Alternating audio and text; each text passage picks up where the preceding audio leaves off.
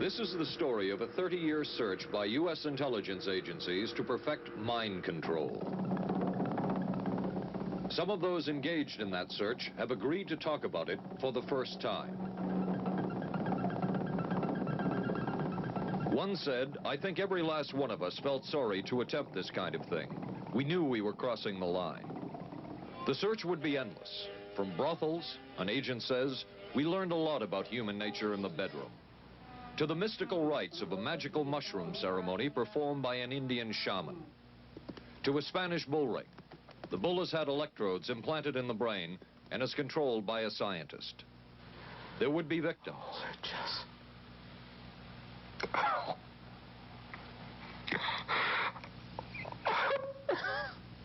One intelligence agency tried to peel this man's mind back to reveal its deepest secrets. I'll live through it. I'll live through it. This man worked on some of these programs. He would write of his work, "It was fun, fun, fun." This is the story of the search for mind control. ABC News Close-Up, Mission Mind Control. With ABC News correspondent Paul Altmaier. 1217, now boarding at gate. Mark? Anne. It's been ages. Can I buy you? Allow me. 2 Michelob Lights. Michelob makes a light beer? Perfect.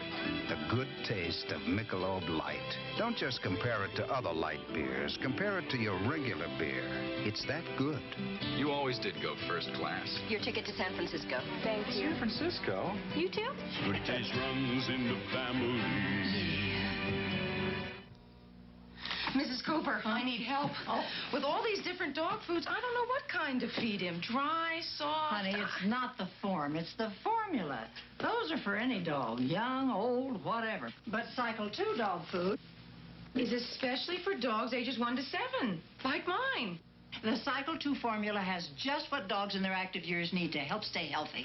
And happy. With Cycle, I know what to feed him. Now get Cycle 2 in 25-pound bags. We are not professing to tell you the complete story of these activities. We are professing to tell you the complete story that we know. Right. But these records that we've uncovered don't tell the story. They tell pieces of it. This is a story that has been told in bits and pieces. This is an attempt to pull most of it together. We know we don't have the full story. We do, however, have some striking new revelations and insights. The story begins here, just off the nation's front yard, the Mall. The buildings behind me were the headquarters for the World War II Office of Strategic Services. It was here that the first halting steps toward mind control began. The shaper and molder of OSS was General Wild Bill Donovan. He said of his group's work, "We may have made mistakes, but we were not afraid to try things that were never done before." In this anything-goes atmosphere, Donovan appointed this man, Stanley Lovell, a Boston industrialist, to break new ground in many scientific and technical fields. Donovan called Lovell his Dr. Moriarty, after the fiendish professor in Sherlock Holmes. Lovell liked the name and posed for this Saturday Evening Post photo. He later wrote of his OSS job that it was, quote, to stimulate the PEC's bad boy beneath the surface of every American scientist and to say to him, throw all of your normal law-abiding concepts out of the window. Here's a chance to raise merry hell. It was in this atmosphere that the search for mind control began. This bizarre man would be an active participant in that search over the next 2 decades. His name is George White, an OSS captain who had formerly been with the Bureau of Narcotics. In his diary, seen here publicly for the first time, White left a legacy of the darker side of American intelligence work. He received his early OSS training at the British-run school at Oshawa, Canada, the same school where Ian Fleming, the creator of James Bond, was trained. White referred to the school in his diaries as the Oshawa School of Mayhem and Murder. Mike Burke, former OSS colleague of White's and now president of Madison Square Garden Center. Very compelling fellow, mysterious fellow, almost mystical fellow. He was fascinating because you knew something about him, but not enough about him to really get a fix on him. He also knew a great deal about the swifter elements of society, the gamier side of life. And he was very impressive in his technical knowledge of the underworld, so to speak. He said, one of our men gets beat up. He says, you have to act real fast and teach these guys a lesson. Charles Siragusa, a former narcotics officer and friend of White's. He'll come around, he says, and break your kneecaps. And with that, one guy laughed, and George would always have a little Billy with him. And this one guy saw us naked. George White turned around and whapped him across the neck with it. Then he picked up a pool stick and started beating everybody up. He made his point. And he made his point. George White was not a man of understatement or subtleties. His boss at OSS, Stanley Lovell, referred to him as deadly and dedicated. In this note from White's diaries, it says, call Lovell regarding TD. TD was a rather transparent cover for Truth Drug. George White worked with the Truth Drug Committee here at St. Elizabeth's Hospital in the nation's capital. They experimented with mescaline, scopolamine, and marijuana on unwitting victims.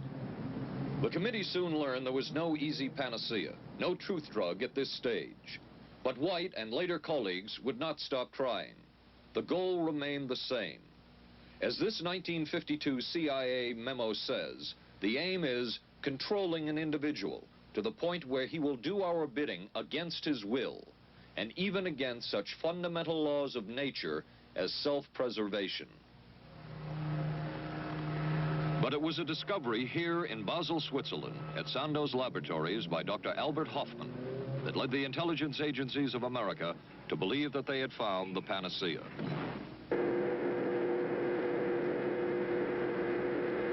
The discovery was lysergic acid diethylamide, LSD.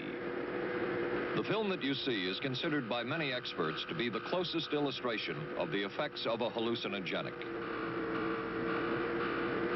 It was one of the first times that anybody had run into a powerful drug that was different than anything else that they knew anything about.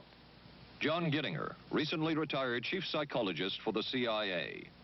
This is the first time Gittinger has been interviewed publicly. We could disable a whole city by putting a very small amount in a water supply. After all of these years of us, those of us who are involved in looking for this secret drug, this was the only thing that began to look for the first time like it might be something like that. CIA's interest in LSD was intense. The worry was that the Russians would get hold of it. Were the Soviets into LSD? I'm going to have to say I'm sure they were, but if you ask me to prove it, I've never seen any direct proof of it. But at one point, intelligence information received from Switzerland said that Sandoz Laboratories was about to put 100 million doses of LSD on the open market. And it caused enough concern within the agency that the United States was prepared to buy the entire supply. However, a slight mistake had been made. The mistake is made public for the first time. I just found out on a new CIA document that there were no such large quantities of LSD on the market. John Marks has filed numerous Freedom of Information suits against the CIA and has unearthed much new material. He is the author of The Search for the Manchurian Candidate, a history of intelligence agency work with mind control. He is a consultant for this report. What happened is that there was a military attaché in Switzerland, an American officer, who got milligrams and kilograms mixed up. In other words, he made a mistake of thinking 1/1000th of a gram was the same as 1,000 grams, which is a mistake of 1,000,000 times. So when the CIA got the intelligence that there were 100 million doses on the market, in fact, there were 100 doses. The man who would oversee the CIA's research into drugs and most of the agency's behavior programs is this man, Dr. Sidney Gottlieb, a chemist. Dr. Gottlieb declined ABC News' request for an interview. In their never-ending search for the miracle weapon, CIA operatives searched here in the remote mountain areas of southern Mexico for what up to then had been considered a myth, magic mushrooms. They used this man, a part-time chemist for the CIA, to dupe this man, a vice president of a bank, and an amateur mycologist or mushroom expert to try to get to the magic mushrooms and turn them into a drug. But it would be the amateur, R. Gordon Wasson and his colleagues, who would win the race and develop the drug psilocybin from the magic mushrooms. We went into the Mazatec area, far from the highways, remote from Mexico City. There we found that rotten bagasse, as it's called, bagasso, covered with mushrooms. These mushrooms I didn't know, had never seen.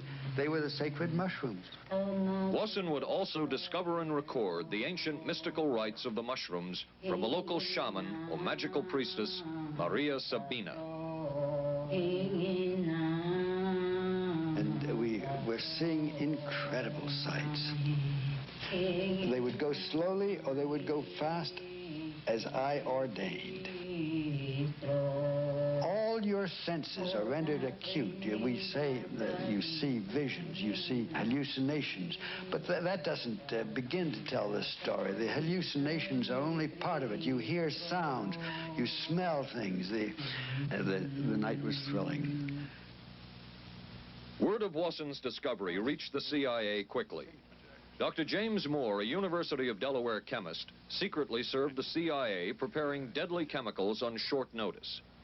Moore was instructed to get close to Wasson and accompany him on another trip to Mexico to get the magic mushrooms. Internal documents show the CIA felt a drug derived from the mushrooms could remain an agency secret. What in the world were they looking for with the magic mushrooms? I think the best answer to that is that they were looking for fundamental information on compounds that would be capable of causing changes in behavior, changes in mental attitude. Did you ever consider what would have happened if any of these substances were given to, say, unwitting people? Oh, I don't remember having considered that specifically. What if you... I trust perhaps you've thought about it. Well, I haven't worried about it. Your question again, what would I have thought had I known that any of these substances would have been given to unwitting persons? You mean a hostile agent of another government? No, I mean that was probably one of the things I had in mind. I mean testing it out on an American citizen. I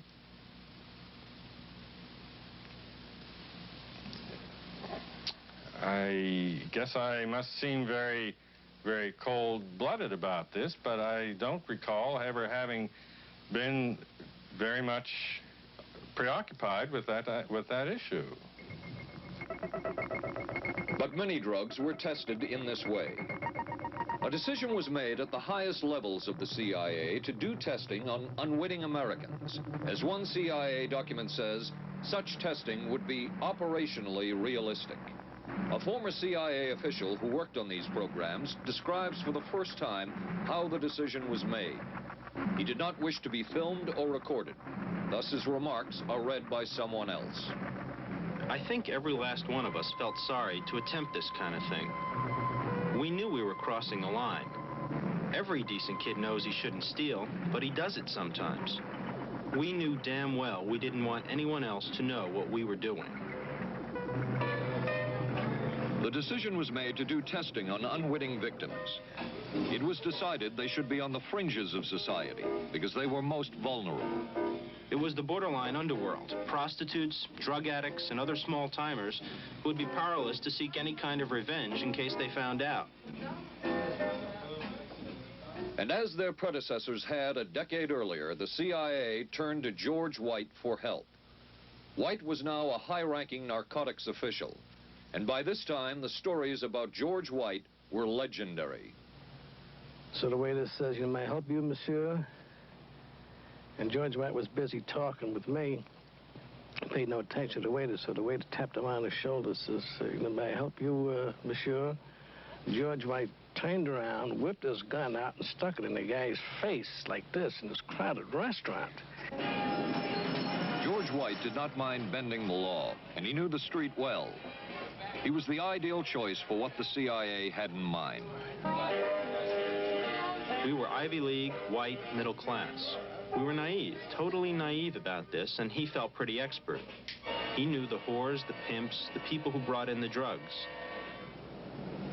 White set up so-called safe houses for the CIA in New York, here in Greenwich Village, and later in San Francisco, in this hotel, and in an apartment atop Telegraph Hill with a commanding view of San Francisco Bay.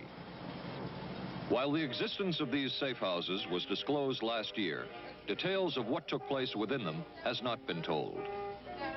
A former CIA official who worked in the safe houses reveals that they were used not only for drug testing, but to study sexual behavior and how it could be used to manipulate people. We did quite a study of prostitutes and their behavior. How do you take a woman who is willing to use her body to get money out of a guy to get him to talk about things which are much more important, like state secrets? We learned a lot about human nature in the bedroom.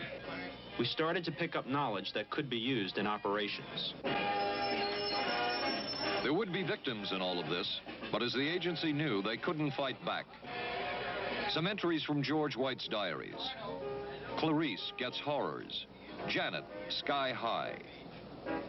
As one agency memo says, we have no answer to the moral question. The safe houses were not the only testing grounds. Millions of dollars would be spent on LSD research at universities throughout the country. And word would begin to spread on campus about this so-called mind-blowing drug. And suddenly, there was the counterculture of the 60s. I give the CIA a total credit for sponsoring and initiating the entire consciousness movement, counterculture events of the 1960s. Dr. Timothy Leary, the 1960s Johnny Appleseed of LSD. The CIA funded and supported and encouraged hundreds of young psychiatrists to experiment with this drug. The fallout from that was that the young psychologists began taking it themselves, discovering that it was an intelligence-enhancing, consciousness-raising experience.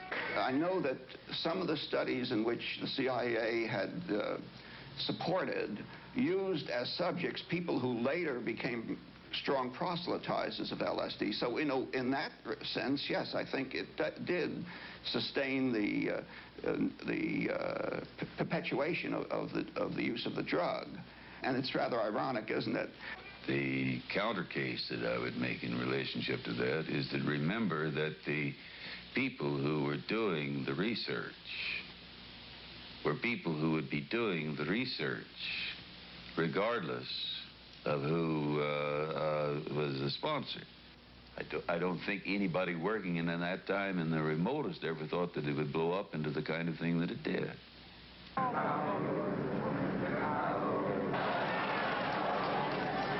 History will judge the role of the CIA and other intelligence agencies in unwittingly contributing to the counterculture of the 60s through their intense interest in LSD and other hallucinogenics.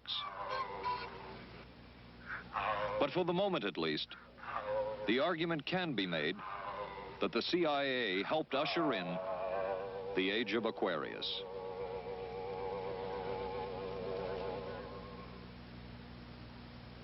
ABC News Close-Up will continue in a moment. Being careful about my body doesn't just mean major things like regular breast exams. I'm even careful about pain relievers. Plain aspirin sometimes upset my stomach, so I use Bufferin. It adds protection. I'm careful about what goes into my body. Bufferin gives me an added relief action I want. Tylenol doesn't. Only one leading tablet has both an added relief action in many cases that Tylenol never provides, and protection ingredients, Bufferin. Now I'm careful to get both with Bufferin. Your sink trap's clogged with grease. Use Crystal Drano. I'll pour in Liquid Plumber. Don't. It may not work on that grease clog. No? Crystal Drano will. Look, Liquid Plumber's quiet. It's not melting that grease. But Drano is. It broke through. Will Drano hurt metal pipes? No. So Liquid Plumber didn't break that grease clog. I'm switching to Drano. To make clogs go, better use Drano. Saturday, live on ABC. the Forest Hills Men's Invitational from the legendary West Side Tennis Club. Then live, third round coverage of the most prestigious ladies golf event. Hollis Stacey goes for her third straight U.S. Women's Open title. And red-hot Nancy Lopez shoots for her elusive first Open victory. And on ABC's Wide World of Sports, rodeo excitement from the Wild West, plus high speeds, high thrills, hydroplane action, championship tennis, golf, and ABC's Wide World of Sports, Saturday.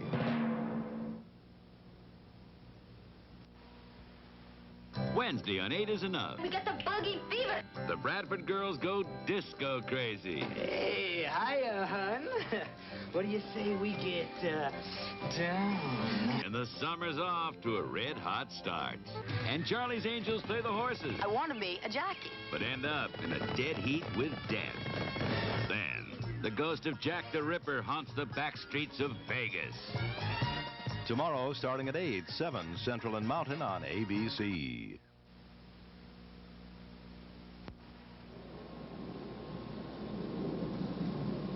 Covering a span of history such as we are in this report, one can get sidetracked by the so-called glamour and mystery of espionage work or by the exotic qualities of some drugs.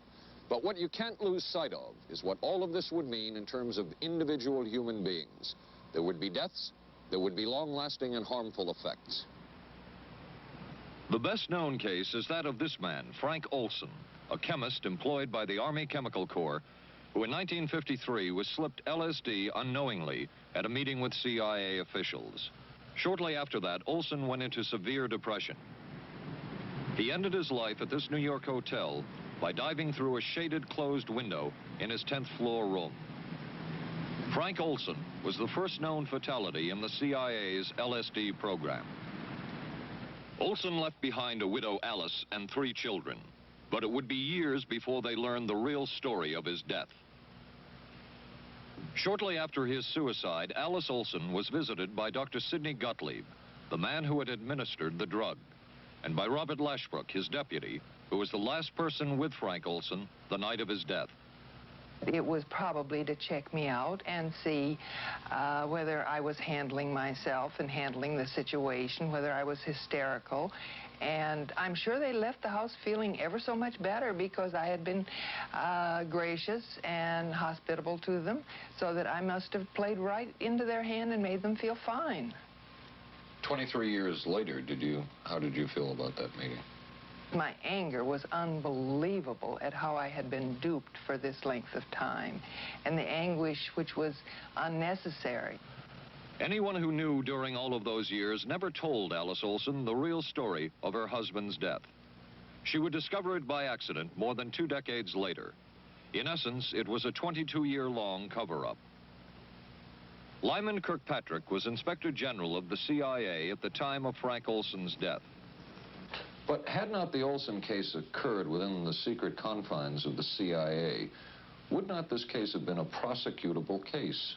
Perhaps manslaughter? I would think very definitely prosecutable, and certainly from the point of view of of Mr. Olson, why it should probably have been actionable. Frank Olson's suicide slowed down the CIA's testing of LSD and other drugs, but only momentarily. The CIA was not the only government agency interested in the possibilities LSD and other drugs presented for mind control. The Army Chemical Corps first started working with the CIA and then branched off on its own. It, too, tested drugs on unwitting victims, and a death would result.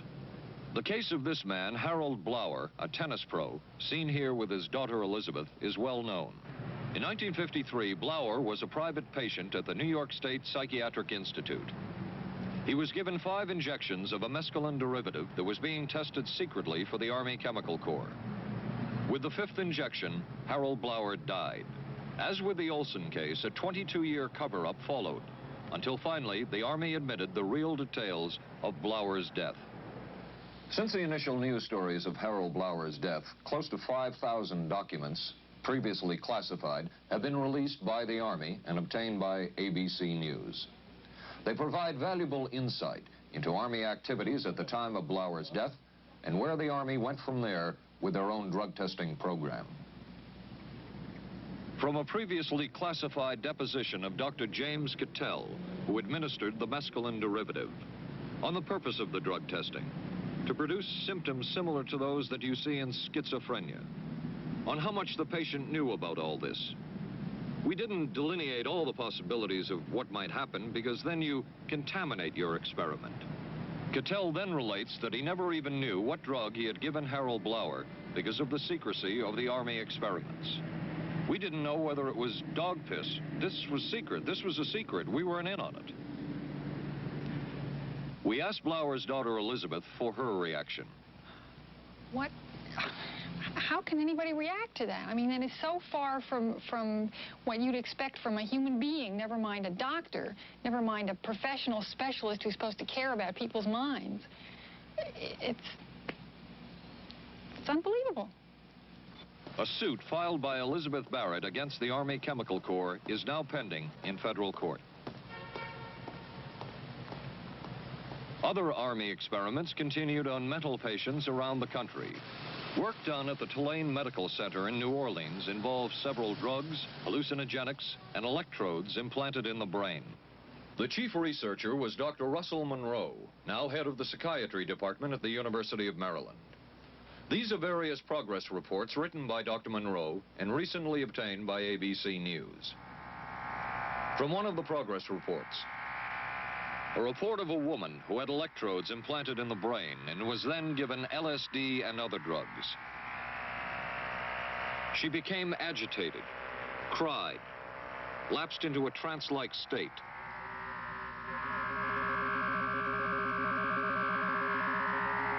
Felt as if she were about to have a convulsion, experienced waves of darkness and light,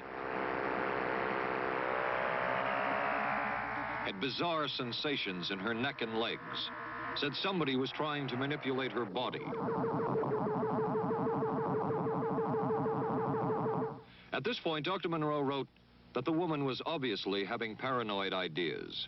As a layperson, perhaps you can enlighten me.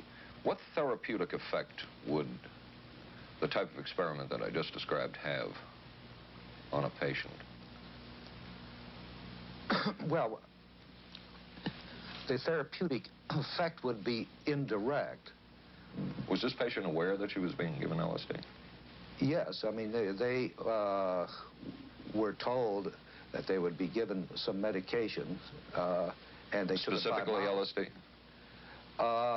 Well, we told them, I don't think that they would have even known what LSD was then at the time. They were told that they were going to they would be given some medication, which might make them feel worse. Dr. Monroe, what do you think the Army Chemical Corps was looking for in all of this testing? They were looking for an incapacitating agent, an agent that would not harm the person permanently, but would incapacitate them temporarily. That seemed like a humanistic way to wage a war, if war is necessary. When James Thornwell was given LSD by Army intelligence in 1961, this time it was no experiment. This time, the express purpose was to peel back Thornwell's brain to bear any secret within it. This time, the Army had gone operational.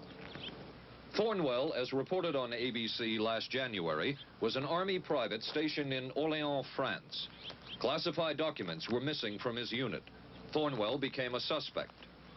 His 2.5-month interrogation included administration of sodium pentothal, hypnosis, isolation, and deprivation of sleep. Army documents obtained by ABC News refer to this interrogation as conventional. Despite the severe questioning, Army intelligence was getting nowhere with Thornwell, and it was decided to slip him LSD. For 16 years, Thornwell never knew what had hit him. Tell me about the acid. I'd rather not. It's a bad trip. It's a bad trip. That was a bad trip. The pain was so excruciating. Felt like somebody was sticking me with 1,000,000 pins. You know, just everywhere. Oh, it just...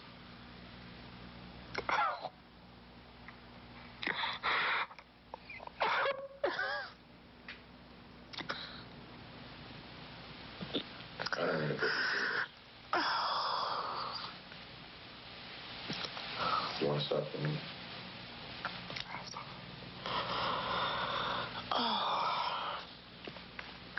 I walked around. What's up? Oh, I can talk. I'll live through it. I'll live through it. I'll live through it. No charges were ever brought by the Army against Thornwell. He was discharged for psychological disorders. But an Army psychiatric evaluation of Thornwell obtained by ABC News, one which was done prior to Thornwell having been given LSD, says of him, fairly cooperative, oriented, alert, and gave no evidence of psychosis or depression. From the Army's point of view, this type of LSD interrogation was a success. Other documents refer to the exploitability of interrogation subjects, cracking them, keeping them off balance mentally, and providing an economical, speedy, and productive aid to interrogation. From James Thornwell's point of view, it was no success. Thornwell still has serious problems. He's run through 2 marriages. He maintains he can't hold a job, can't concentrate, has nightmares, and feels socially and emotionally isolated. Last fall, Thornwell filed suit against the government in federal court. In a moment, we will examine the closest experimentation to brainwashing that we have uncovered.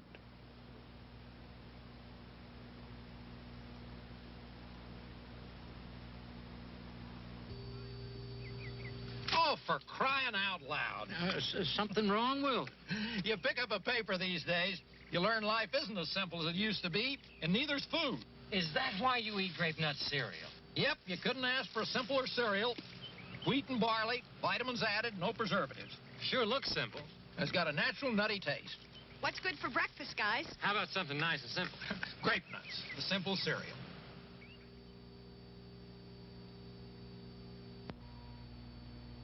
Maxwell House's coffee you can count on. Maxwell House. Good to the last drop. Maxwell House is good every time. Maxwell House is good coffee. Good to the last drop. Maxwell House. Maxwell House. Coffee you can count on. Always smells good. Always tastes good. Always good to the last drop. Maxwell House is good news. Good to the last drop. Maxwell House. ABC News Close-Up will continue in a moment. Special baseball. The Yankees take on the Angels Friday night on ABC. This is a heavy-duty stick-up, and this is a good place for it. New heavy-duty stick-ups from Airwick for small places with big odors. This is David Shoemaker in the news at this hour. District Police have charged a young Northeast woman with the weekend kidnapping of that day-old baby. Sources say the woman was pregnant and afraid she'd lost her own child in the accident, and that's what motivated the kidnapping. 'Twas the night before Skylab, and we'll have the latest on its fate and ours. Testimony before Congress today on battered wives. Some of the victims are battered wives. A rock and roll star put on probation for income tax evasion. The condition is he must put on 1,000 hours of concerts for charities. And we'll be talking with a local teenager who won a gold medal at the Pan Am Games. Join us at 11. Reach for the sun. Hello, sunshine. Reach for the sun. Hello, sunshine. Hello, Mountain Dew. Nothing else tastes or feels quite like Mountain Dew, or goes down as smooth like a soft breeze on a lazy afternoon. Reach for the sun. Reach for Mountain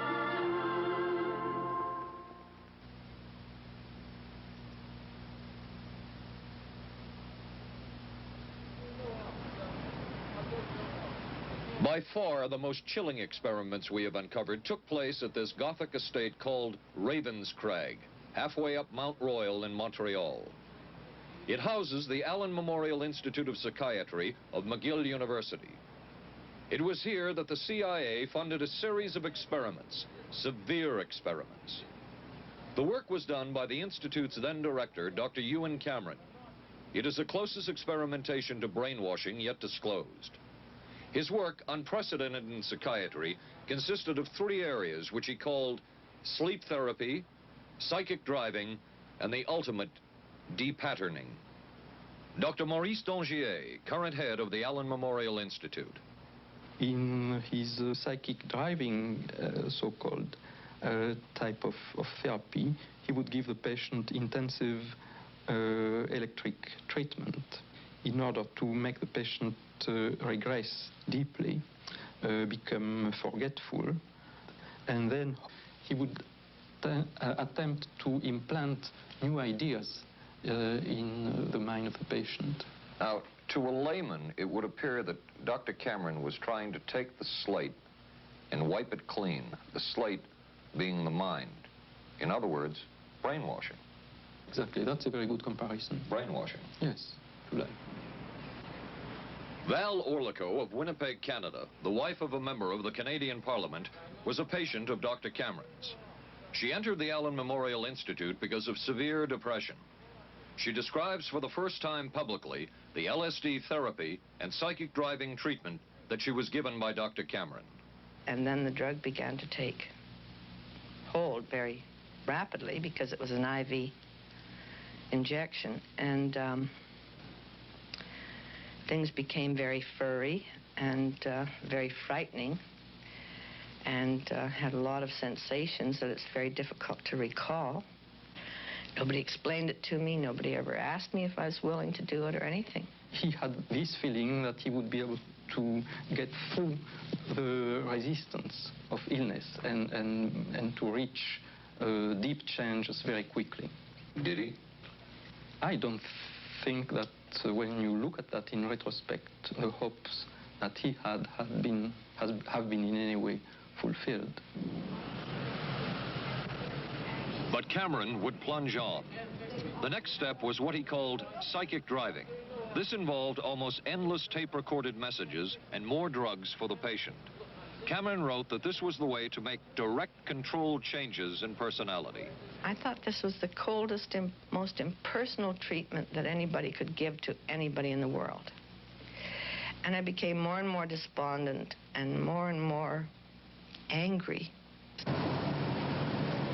I just became so despondent that I thought I can't live like this any longer. And I thought I would just go out and throw myself underneath the cars on McGregor. I stood on the curb of that street and I stood there and I thought, okay, go. Okay, go. And then I thought, what if you're not killed? What if you're just maimed? What if you don't die and you live and you can't even talk anymore? And I couldn't do it. The most severe technique Cameron used was de-patterning. He described it as breaking up the existing patterns of behavior by means of intensive electroshock therapy with prolonged periods of sleep. He carried out these experiments in something he called the sleep rooms. People in there were like babies. They cried and they were very disoriented. And we were very afraid of the sleep room. We used to walk very carefully against the side of the corridor that was opposite the sleep room with our backs to the wall when we'd go by. Cameron used this combined sleep electroshock treatment on patients as long as 30 days. One patient he kept asleep for 65 days. Cameron retired, and his successor, Dr. Robert Cleghorn, ordered a follow-up study on the patients treated with Cameron's de-patterning method. It showed that it was no more beneficial in its result than the use of more conservative methods. But the follow-up study showed that 60% of those who had been de-patterned still had amnesia for periods of anywhere from 6 months to 10 years. That's quite a memory loss, isn't it? That is a memory loss. Indeed it is. It's I think, more than desirable. In retrospect, does Dr. Cameron's experimentation and his treatment appear harsh? I would say yes. I mean, this forceful type of approach that I was describing to you is definitely, it can be said that it's harsh. I wouldn't call it harsh. I would say it was harder on the staff than it was on the patients, because these people had to be fed and they had to be cared for and they had to be given sufficient fluid and food and toileted and so on and so forth. It was a very difficult thing for the staff to follow these patients properly and see that they did well. Well, I'm glad he was concerned for the staff. But damn it all, I wouldn't. I could have maybe had a different kind of life. And that makes me angry and sad, and I don't know how to explain how I feel, really. I just... How did you feel when you learned that Dr. Cameron's experimentation was financed by the CIA? Well, I thought... Oh, I can't even use the word that I thought, because I thought, that bastard. And he was too smart. He knew who he was working for. And, excuse me, but I just, I just can't, sometimes I can't believe it, and yet I know it's true.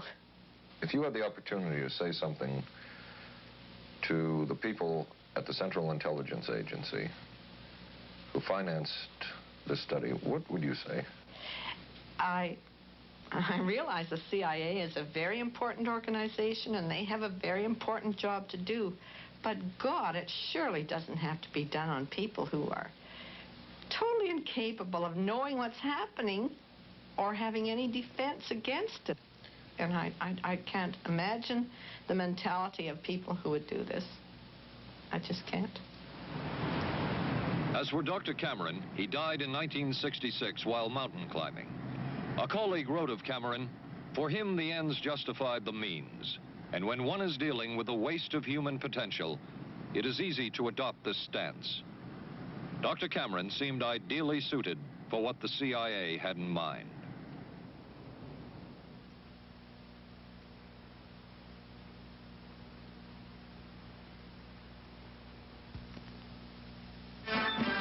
America is adapting to the shape of things to come.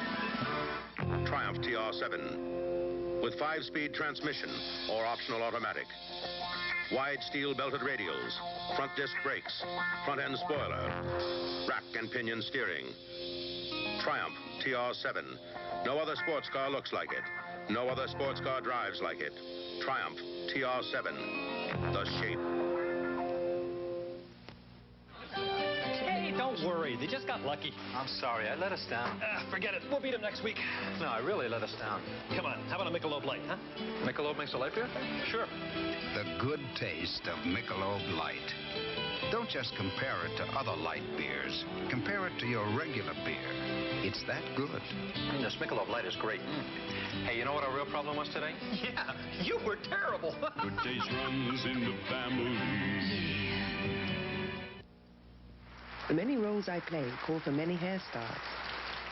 So I use hot curlers, blow dryers, things that can be brutal to hair. I switched from one conditioner to another looking for help. Then came Alberto VO5 hot oil treatment. It works just like a salon hot oil treatment, but takes less time and money. I just heat a tube, smooth it in, and shampoo.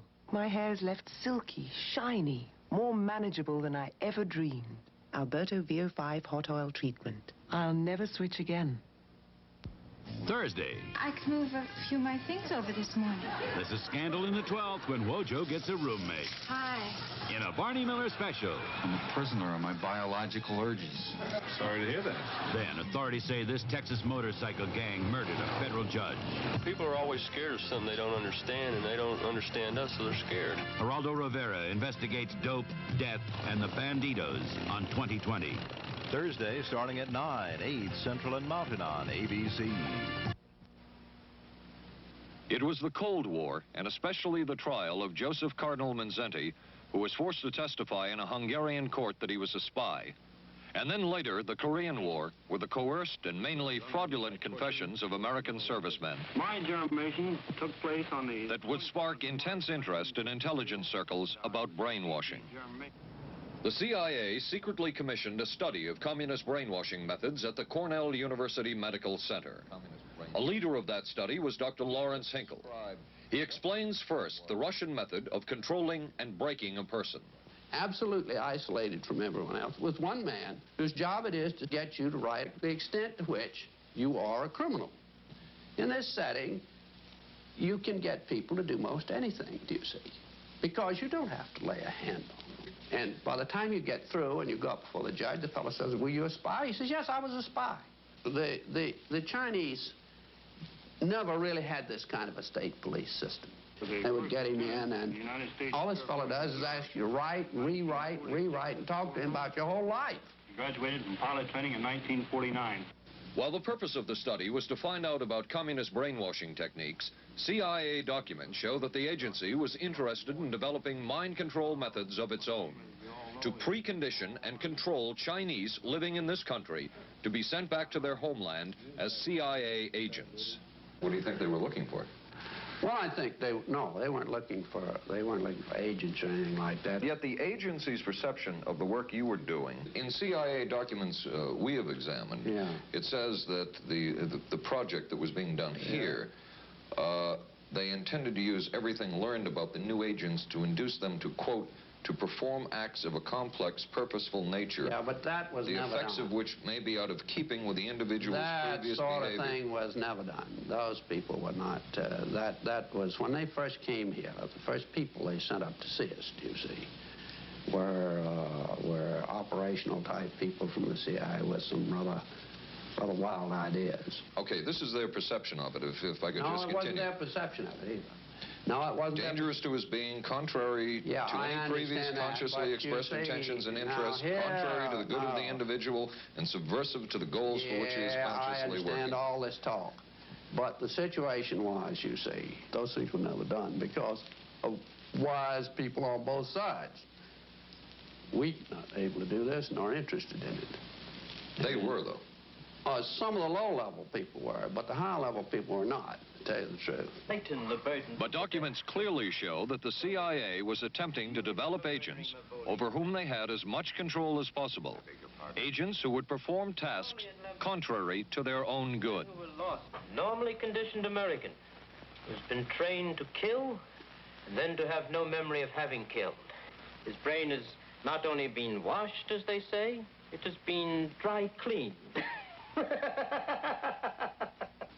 Is a Manchurian candidate, controlled by others to do things against his will, possible? It was a remarkable film because, as far as I'm concerned, it made something totally impossible seem absolutely credible. I would say the answer is yes, but there are many qualifications to that. Dr. Milton Klein, a psychologist, a clinical and experimental hypnotist, and unpaid consultant to the CIA. The qualifications would be the subject selected to produce the kind of behavior that you wish, the amount of time, the procedures that are utilized, and the motivations of the people who are designing, executing, and administering the procedures. You're asking whether an individual can be, under hypnosis, influenced, coerced, persuaded, shaped to perform an antisocial act, or a destructive act, or an act of violence. My answer would be yes. Captain Marco, will you be good enough to lend Raymond your pistol, please? Yes, ma'am.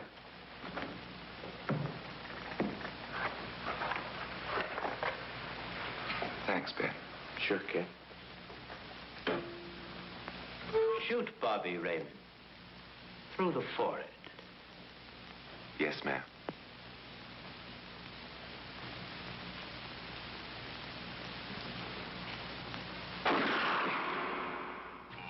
How valuable a tool can hypnosis be in the intelligence field? None whatsoever. It has absolutely no use because nobody's ever been able to do that I know of, do it in an operationally feasible way. I'm not in any way saying that hypnosis doesn't take place. I'm not saying there's nothing to it. I would say that most government agencies concerned with intelligence operations have been looking to hypnosis as a tool for a variety of purposes, one of which is to carry out and to execute certain intelligence operations on a basis where they would not have to rely completely on some of their own emotional reactions. Actually, would that entail murder? It could, if you consider that an act of killing someone under circumstances of war is murder. I think one has to define what that means. Under circumstances of peace? Under circumstances of peace, it would be murder. Another former CIA agent says that Fidel Castro at one time was considered as a possible target for a Manchurian candidate. Castro was naturally our discussion point. Could you get somebody gung-ho enough that they would go in and get him? But if you have 100% control of a guy, you have 100% dependency. If something happens and you haven't programmed it in, you've got a problem. So in the end, it was decided that a Manchurian candidate was not feasible. But the search for mind control continued. But could the mind be controlled? Perhaps not. But is human behavior predictable? In this area, the CIA did make a significant breakthrough. A personality assessment system designed by the agency's chief psychologist, John Gittinger. It comes close to being able to predict how humans will behave. It's really a descriptive system, an attempt to try to describe personality in a relatively systematic way so that hopefully you can get some kind of an idea to predict what the behavior between different kinds of individuals. Gittinger's system had many uses in intelligence work. One was to draw personality portraits of world leaders. Using Gittinger's system, the agency concluded the Shah of Iran is a brilliant but dangerous megalomaniac whose basic problems resulted from an overbearing father. And there were other applications. Your assessment staff played a key role in helping other governments pick their police intelligence agencies, including, we've learned, the Korean CIA, Uruguayan National Police.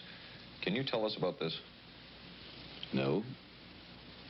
Author John Marks. The former #2 CIA man in Uruguay told me how in 1966, John Gittinger and an assistant traveled down to Uruguay and gave the tests in order to select members of the Uruguayan intelligence service.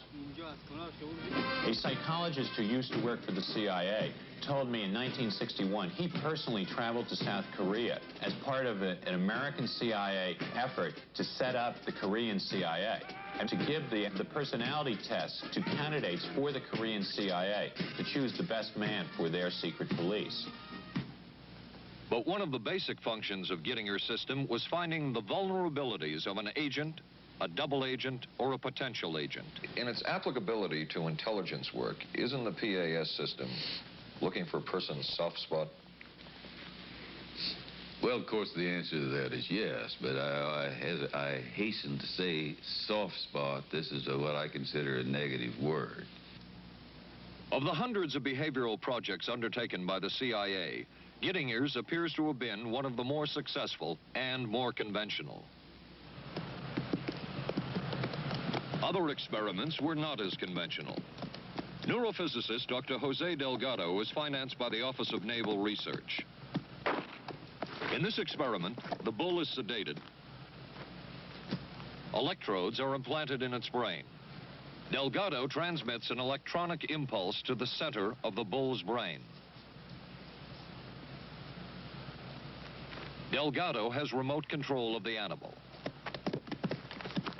Recently released CIA documents refer to the feasibility of remote control of animals and that special investigations will be conducted toward the application of selected elements of these techniques to man. Other areas were examined through the 60s and 70s. Brain surgery, psychosurgery, creation of amnesia, parapsychology, manipulation of genes. Even though past and present CIA officials have indicated this kind of work ended in 1963. Whole truth, nothing but... And one of those who took part in these programs. Thank you, sir. In 1977, a Senate subcommittee heard testimony from many of them, but the testimony was not that revealing. According to one of them, they agreed amongst themselves to keep the inquiry within bounds that would satisfy the committee. Former narcotics officer Charles Siragusa says that he was asked to limit his testimony by the man he reported to at the CIA. He wanted me not to say anything. To perjure yourself. That's right. Well, either that, I'd have to perjure myself or take the Fifth Amendment. And I'm not about to take the Fifth Amendment for anybody. Okay. Former CIA chemist Robert Lashbrook testified he had no first-hand knowledge of the agency-run safe houses when, in fact, he supervised one of them. There was very little... And according to George White's diaries, was at a safe house when White conducted what he called an LSD surprise experiment. Dr. Sidney Gottlieb, whom we recently filmed near his California home, oversaw many of the CIA behavioral programs. He retired in 1973 and destroyed the records of this work. In sort of a valedictory letter, Dr. Gottlieb wrote that he and his colleagues had been able to maintain contact with the leading edge of developments in the field of biological and chemical control of human behavior. Dr. Gottlieb also testified before the Senate subcommittee, but from an anteroom where he could not be filmed because of what his lawyer termed health and cardiac problems. Dr. Gottlieb declined ABC News' request for an interview. And what of George White, the man who helped the agency in so many of its programs? He would retire here to Stinson Beach, California. And shortly before his death, he wrote to his boss at the CIA, Dr. Sidney Gottlieb, and summed up his career by saying, "It was fun, fun, fun. Where else could a red-blooded American boy lie, kill, and cheat, steal, deceive, rape, and pillage with the sanction and blessing of the All-Highest?" Has mind control been achieved? From all of the available evidence, it appears doubtful. The human will has prevailed up to this point. But as we have seen, work is continuing in this field, work that we still don't know very much about. How deeply are the Russians and other dictatorships into all of this? We really can't say, and the CIA is reluctant to give out information about it.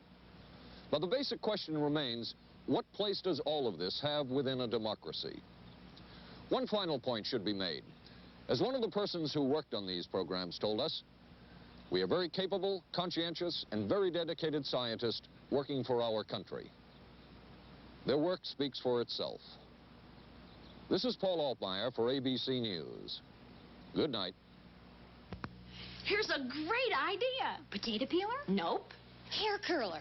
It's Vanish Bowl Freshener. Freshness in a snap. Snap it under the rim and it freshens 2 ways. It's always there to freshen. Then when water hits it, extra deodorizer and detergents are released, working best when and where you need it. When the bowl's fresh, the bathroom's fresher. Snappy idea. Vanish Bowl Freshener. Vanish for a cleaner bowl and a fresher bathroom. What do doctors recommend for pain today? This report shows doctors' #1 choice is the pain reliever in Anacin. 5 million recommendations last year for pain of headache, backache, minor arthritis, and muscle ache. The ingredient in Anacin is the doctor's #1 choice. Anacin is strong, a special combination of medical ingredients free of stomach upset for millions everywhere. The ingredient in Anacin, doctor's #1 choice.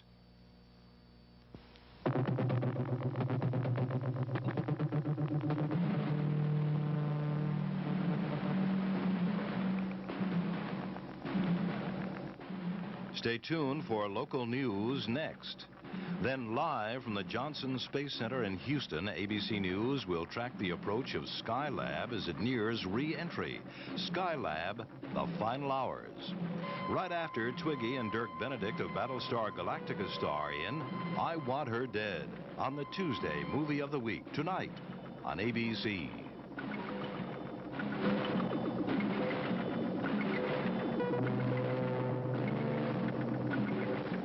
This has been a presentation of ABC News.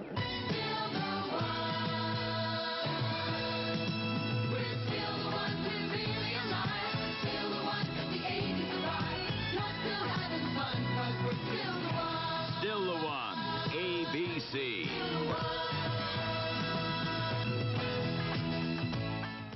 Skylab nears its final orbit. An arrest in the kidnapping of that newborn baby. A rock star sentenced for income tax evasion, and a local gymnast talks about her winning performance in San Juan. News 7 is next. We were concerned about our monthly electric bills, so we called Pepco for help. They sent us this EnergyWise home audit. Just take a few simple measurements and answer the questions. Then mail them back to Pepco. Then Pepco will, free of charge, analyze your home's energy use and send you back a list of recommended changes to help you save money on your bills. Write today for Pepco's EnergyWise home audit to help